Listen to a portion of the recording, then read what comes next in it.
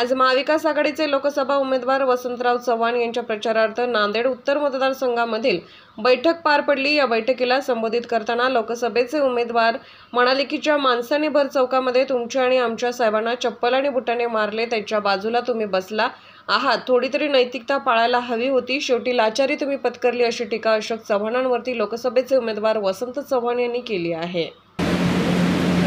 Photo आपण बघितल्या मागे बीजेपीने काय केलं,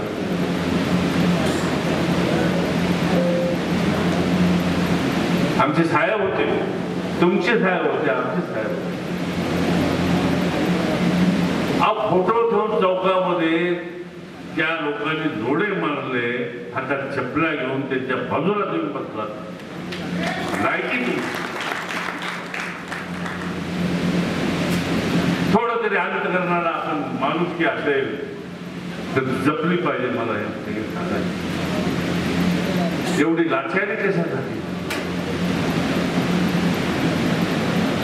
त्या सर्वसामान्य माणसाला पटलेलं नाही आणि आज लोक हसतात। एकाला एक मांडी लावून बसणाऱ्या लोक व्हिडिओ करू लागले। आज बघा ही जोडी नवीन मोती पोवळ्याची,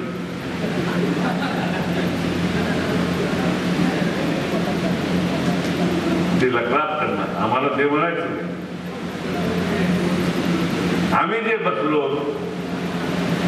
इथे जमलेल्या सर्वसामान्य मतदारासोबत इथं बसलो, मला